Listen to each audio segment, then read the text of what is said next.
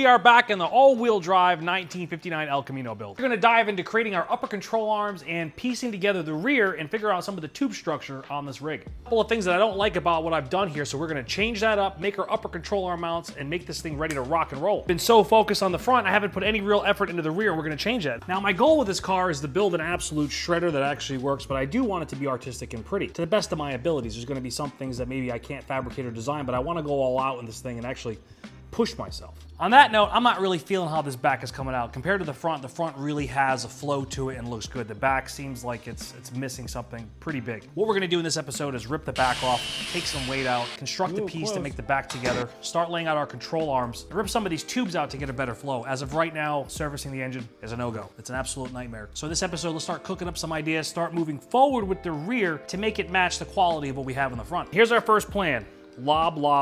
Lob, cut these tubes off, make something that's gonna tighten us up and get rid of all this. We don't need all this tube. I kind of just laid it out to make it extra, but now that I've been looking at it, and then from there, remove these two. I like this part right here, and somehow construct these tubes in a better way. And then let's make these upper control arms have a piece to bolt to so we can figure out how that's gonna work.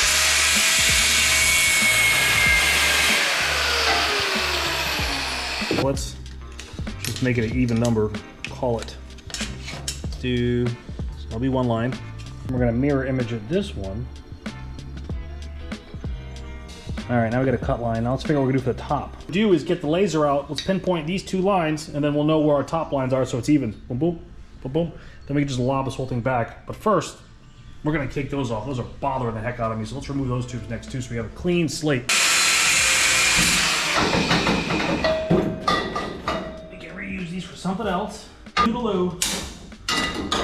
We need a better space. There might be times where I have to change things, and that's all because of the fact I don't just want this car to be a YouTube car, all right? Or a TV show car where you do it for the views and you get it out there. Now listen, I want to make the channel work, but I also really want this car to be a statement of what I can do. But there's one major flaw in my plan. I'm going about this build in real time, showing you what I'm doing, so there's gonna be moments where I mess up or I just don't like a design. I might have to backtrack on some things to make it, well, something that I'm really proud of, which you guys will see. So on that note, we might have to take, whoa, I missed my step. We might have to take a few back steps here and there, but truly, my goal with this thing is to build, I want this thing to be special. I want it to be safe. I want it to rip, and I also want it to look good. And maybe I should have designed this thing in a program beforehand, but I feel like I'm not that good with that process yet to be able to design a whole car and then translate it in my hands. Most of the things that I'm doing here with you guys are me building it, like I said, in real time. If it feels good, I go with it. So there might be some things that I try or I think it's good, and then in the background, I'm like, that didn't really feel or look good at all. So if you can all be patient with me as we learn together and make something that's really, truly, well, something that I can truly love, and I hope you guys love it too. And if not, hopefully at least make you laugh. I'm gonna use a little Tate McGee to give myself a somewhat nice scribe mark, which we'll double check and measure after. Try to make this as flat as I can, so I don't have to come in here and tune it up. And on another good note, I wanted to share with you guys something that I haven't really talked about, how I'm gonna make the all-wheel drive system work. So let's dive into that real quick before we start cutting. Now, when I built this, I did this in the middle of the line way, I believe. There was an over-the-top way where there were some parts and pieces that I couldn't afford. Then there was the lower way, which there's nothing wrong with it, but it would have been not able to handle the horsepower that I wanted to use. I could have used some basic truck stuff, which a lot of guys do that actually works, but I wouldn't handle the power that I make. And the other way was to go with a UK version of some of the stuff here with a transfer case that would handle the power, but it was out of my price range. And that's how we got here. So this is a Ford Godzilla with a 4L80 adapted with a reed case and a billet transfer case. Now you might think this is a lot of money, but really this is pretty affordable for guys who want to give this up, and anybody can do this if they save up. This unit is locked up 1-to-1. So as you drive this one, drive that, there is no differential built in. So that would have caused the car to act like a spool between the front and rear wheels. What I use is a Curry piece. You guys see me install all this, and I'm using a True Track in the front and rear matched to the same spline. So we have 410s in the rear, 410s in the front. And I flip the diffs. These are specially made diffs to handle this. So the differentials will handle the wheel speed between each wheel in their own unit. Now when it comes to the front and rear, they would have been locked up like a spool. This car would have went around corners like this, and it wouldn't have been able to work. I wanted to do a lot of street driving with this and bring it to drag and drive events and also do time attacks. So I'm trying to ask a lot for this car, so the way I was doing it, this wouldn't work, but I found a very special piece. At this moment now, the car would actually be a 4x4 the way I set it up. And some of you guys have called it out and you guys are absolutely correct, but you gotta let me cook. But we're gonna install a very special piece between the transfer case and the front diff that's gonna allow it to unlock and unload itself. If I did my math correctly, there's gonna be enough space here for me to put a very special billet unit here that when we drive it will allow the front wheel to spin, and when the front wheel speed overspins, it will be unlocked manually from this. So this is going to allow us to have the ability to go around corners and have the front differential wheel speed and the rear differential wheel speed be different and not have the car buck like a spool. Now, if this works in theory, then we'll have a full-time all-wheel drive race car that we can use everywhere. I can't wait to get into that, but currently I'm saving my pennies to buy it, so I'll just kind of let you know that this is going to be all-wheel drive, so it's not 4x4. Right now it is, but not in a minute. It's going to be all-wheel drive, yeah, so hope that helps. What I'm going to do is take my laser now and align my two lines. And if we get it just about right, edge of my tape, I will have two lines now up here on my scribe marks. Now we have a scribe mark here, one on the back side of this, so let's mark these and we have our cut marks.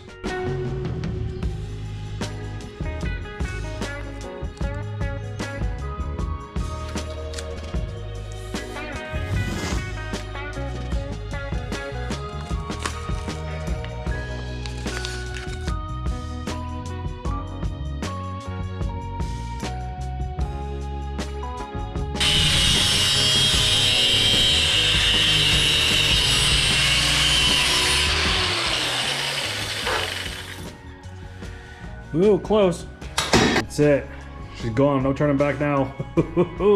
Now that we got a fresh start, I feel like we have so much more room for activities. But if I need to build something that comes back here that we can hold the tailgate, the parachute.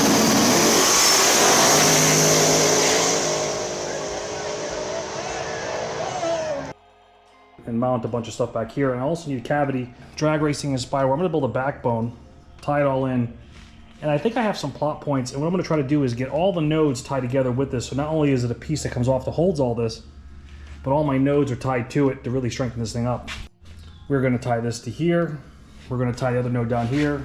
I do want to make this more narrow. It's not good for the node placement, but I'm going to tie the nodes to it.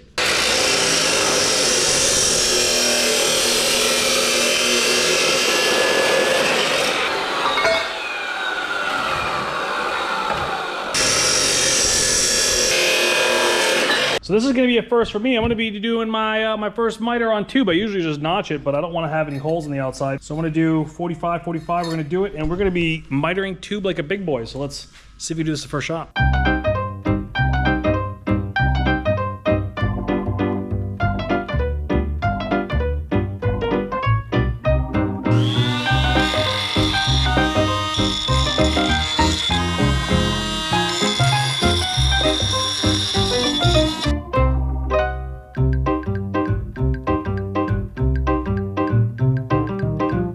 So excited. First miters are down. We got everything true and straight. So this will be our backbone. Let's go lay it up and kind of see what it looks like. Boop. Boop. I love my clamps. I can't get it done with one hand. I love my clamps. It's exciting for me because everything I've done, I put bends in. I think after a while, it's like, let's try to do something different, a little square, a little more, maybe more boxy. So this is it right here. So now we have the unit that we made. I'm gonna put two notches in it. I thought it'd be easier to do it together. That way we could just have it level. I can make sure that this plane goes straight through. And after we do that, I think I'm gonna make up a little tool to help me center this piece. So I'm gonna design that while we notch this, so that we get it back in there, we can actually perfectly center the frame.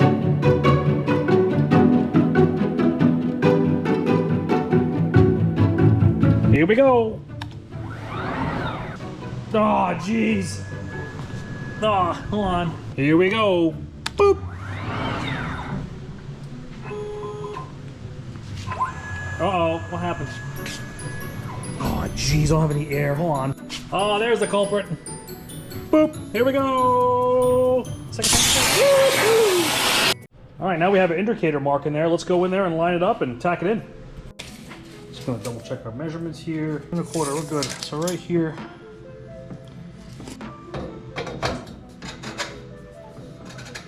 We take, can I reach it? Oh boy. Take down.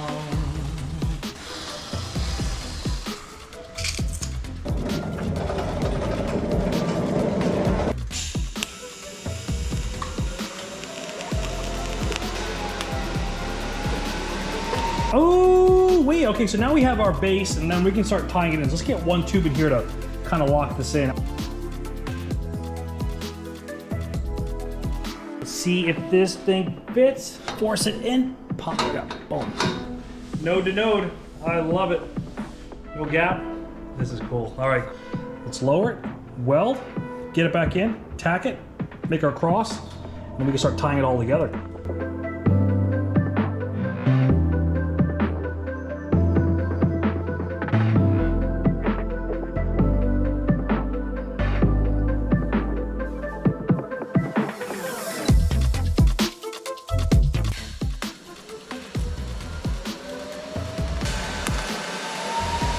Starting to take shape.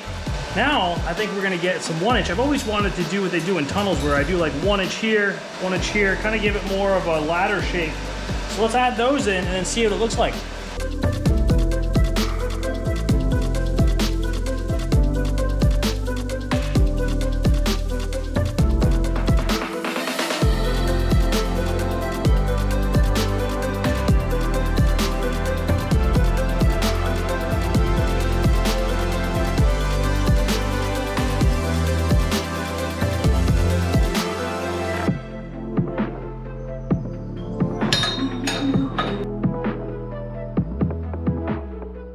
All right, now we have a good base, and I tell you what, that looks pretty slick. We have a long way to go, but I like the general layout of it is way better than it was before, and this is over the top strength-wise, so let's figure out how we can move forward. Now, a few things that we have to do is we have to figure out what we're gonna do with this, but first we have to make our upper perches here to get our upper control on. This will be monumental if we can design and build these. But I wanna take one detour before we do that real quick, and let's make some mounts because we now have a space to put some coolers.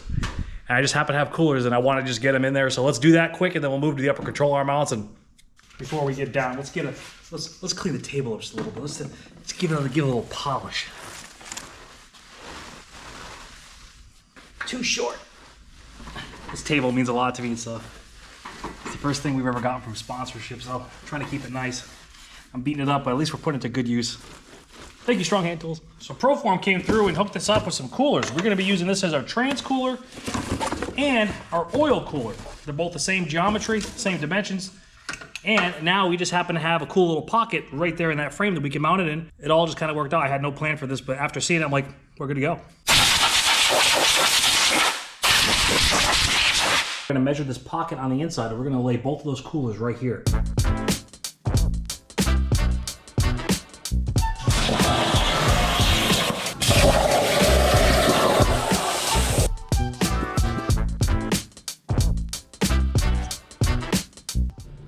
New brackets should pop in. Hole spacing should be good. All right, so this is the idea. Bolt, bolt, bolt, hold them together like a unit, and then from here we'll weld these tabs here. So we gotta prep it, we'll get some bolts. Let's get some hardware, get some stainless, get some bushings, lay it all out and tack it in as an assembly. My favorite place ever. Hey, buddy. Hey, back again? You again? It's the third time today.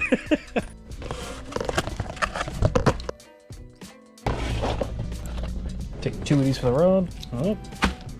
Boop. Toodaloo, Ace.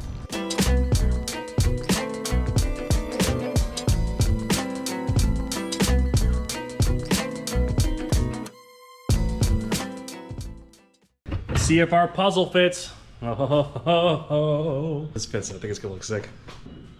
Oh, you watch my foot. Gonna go in. Ooh, doesn't fit with the tubes. I don't know if it's gonna fit with the tubes. Oh no. It's hitting. No, don't drop it, don't drop it, don't drop it. It's just a little too big. I think about all my little tubes. What are we gonna do? So I adjusted it and I'm gonna put it at the bottom and I shrunk the brackets. Whoa. Square it up and tack it in. I wanted to keep the coolers on it to keep the brackets flat. Now that everything's flat, we can tack it in and be good to go.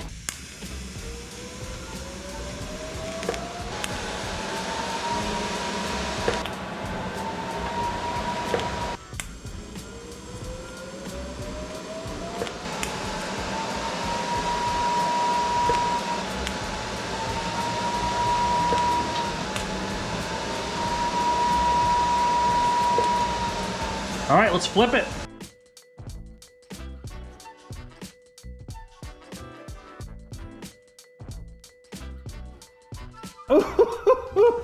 So I was originally going to keep it the way we had it with the fans on top, and then I just started playing with it. I switched the bolts over because the bolts were backwards when we weld this whole thing up. And then I just looked at it. I thought this was kind of cooler looking because you can actually see the mechanical brackets on the top, and it seems, it just kind of seems to fit better. So I left them on the bottom. The only problem is we might not have any room for our fittings at the bottom, but that's an easy fix. I do our rubber bushings, so this thing's all safe. So now our fans are down here. We have a little cavity up here. Maybe we could build a little duct work. Who knows? We got kind of the sky's the limit, but I love that. How cool is that?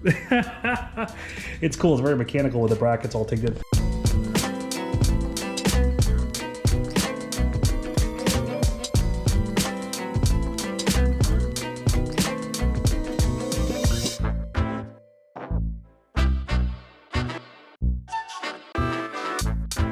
We got to get these control arms up top, rocking and rolling. So I have a design that's going to allow us to do anti-dive and pro dive with slugs. Same thing that we did in the front many episodes ago.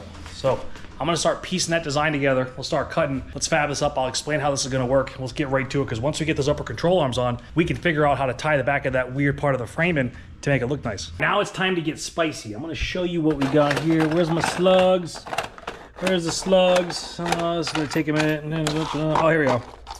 So what we're going to be doing is designing our rear control arm mounts based around these. These are slugs, have increments of 16ths, so it allows you to put a bolt through it and it holds it, and like you can raise and lower the control arm inside of this device. So I'm going to go ahead and design a system just like the front that will hold the control arm, and then from there I can shim this thing like this and do anti-dive and pro dive, or change my instant center. Same instance as this. If you change the slug, it will allow this thing to dive in and down, but if you do it in the back, you actually pivot it. So let's take some measurements of the control arms, figure out where it has to be. I already got the frame exactly where I needed it based on the Corvette geometry. Then from there, we'll design backwards and create the same slug system that hooks onto the tube. Only difference is, this time, the tube is gonna go right directly into the control arm. There is no height difference like the front. Now this control arm mount is gonna be compiled of a total of 9 different pieces. We are gonna have each one of our legs that wrap around each one of these heim joints, and then on the outside of that is gonna be a spacer plate to allow us to run the slug that we can press in.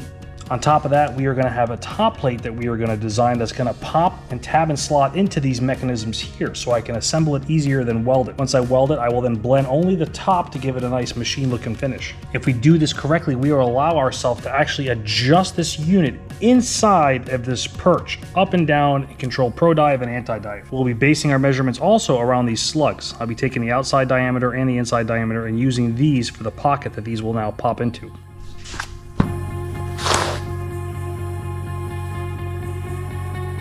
One of the most common questions I get is, what the heck is this? This is a program called Shaper 3D, and all you need is your iPad and your stylus. This simple yet effective program has changed the game in how I design. I went from making just 2D sketches to 3D actual model parts very quickly because the program is very user-friendly. This has been one of the easiest programs to get attached to because it's like drawing. All you're doing is using your stylus, extruding and pulling. So if you can draw two-dimensional lines, you can then make 3D products from there. Now, I haven't been trained to design, but I have lots of ideas of here, and sometimes guys like us, it's hard to translate that to something, and this program makes it easy. For instance, this is a product that looks really high quality that came from a guy who has really no machining skills or design skills. I just had the idea, and this program allowed me to translate it to a machinist. So what I'm trying to get to on this rant is, if you have the idea, if you want to dive into the pool of designing, I highly recommend this program and you try it out. One of you amazing people actually tagged Shaper 3D in the comments because I was using it for a couple of videos. Shaper approached me and told me they wanted to come on for a few videos. So this video is sponsored, but it's something that I would have used anyway, so it's a win-win for all of us and the channel. I want to thank Shaper and the guy who tagged me, you know who you are, to bring this relationship into reality. And also, they gave us back a promo code. If you use Don10, you get 10% off when you dive into the program. I'm here to help you guys, so if you have any questions or comments, or if you have a part you want to design, let me know in the comments. I'll see how you guys are rocking and see if we can steer you in the right direction. All right, we're getting back to the episode. Well, it was a shameless plug that we had to dive into, but it makes me proud because we're representing a company that, that I love, so yeah. 1, 2, 3, 4. 2 pop into our slug, enough space to not ride in through here, and I'll be able to pop these in and out. This will be the top plate that these all tab and slot into. We'll weld everything, and then the top here I'm going to silicone bronze so I can blend it. This is almost going to be just like a filler, but everything else will be welded.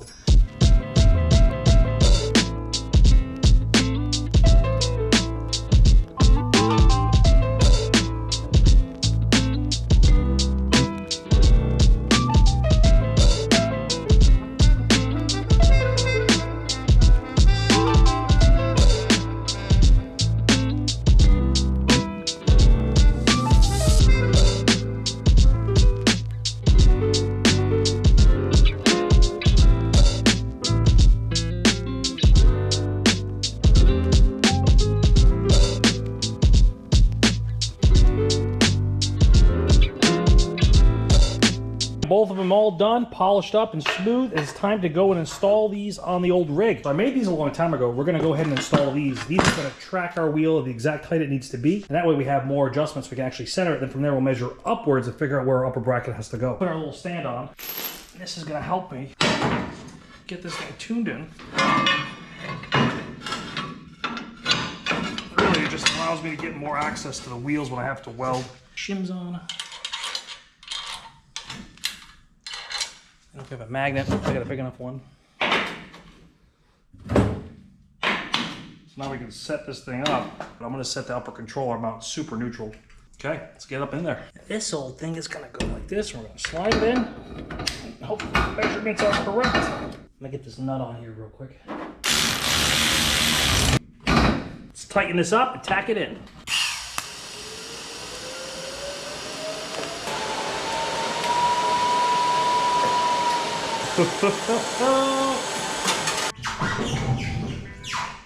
Whoa.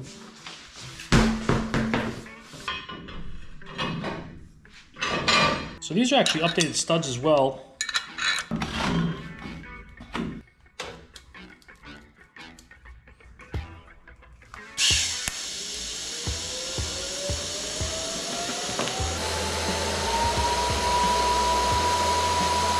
All right, big reveal time. I'm gonna show you guys what it looks like. And I had to go off screen and polish up all the tubes. We have our first heat wave coming through Rhode Island, so everything just flashed and rust. I put a little Gibson on it, but check this out. Oh, it looks so sick. I like the design up top, though. Almost a Star Trek-y kind of feel. The whole thing's got a Star Trek vibe, too, if you start looking at it. I didn't even plan for that, but it's kind of getting shaped and rounded. So yeah, we still have to do more. I have to tie in all these tubes, make all the structural stuff work, but I think now that I have this shape here, we know what we can do later on. I can start filling this in somehow, make something artistic to kind of fill this void. But the hard stuff is done. Upper control arms are in, geometry is set, everything's tacked in. Now we know we can just fill it in, but I feel like we got some great progress on this. Control arms, our tube structure here for our parachute. We got a good layout. We have a lot better feel of how this is gonna kind of start progressing forward. Still have a lot more work to do. Whoa, we just lost my step. But at least we're making progress, and now it's starting to look better. And I actually really enjoy this part. I think this is a huge step in the right direction. It looks better, it looks more stealthy, and now we can start adding to it to make it really come around. Ah, you mother trucker. Oh, I got sweat in my eye. But on that note, if you guys like what I'm doing, like and subscribe, come back and tune in. Next episode is going to be really wild. It's actually one of the scariest ones that I have done. I created one of the largest parts for the car, and I'll flash it right here real quick. So I really hope my measurements are true. It's getting built right now, so I can't wait to show it to you guys, show you guys the process. So make sure you guys tune in, come back. Let's keep on working on the all-wheel drive El Camino, and thank you guys for all the love and support. We are almost at 100,000 followers. I think we're like really close as of right now, so we hit that mark. We're like, I'm like a real YouTube guy now, all because of you. So in the comments, tell me what you guys want to see next, what you want me to work on. We have some very special projects coming up. I'm gonna tease this real quick too. We also got some other stuff coming up. So yeah, come back and tune in and balls well and keep on keeping on. Toodaloo, my friends.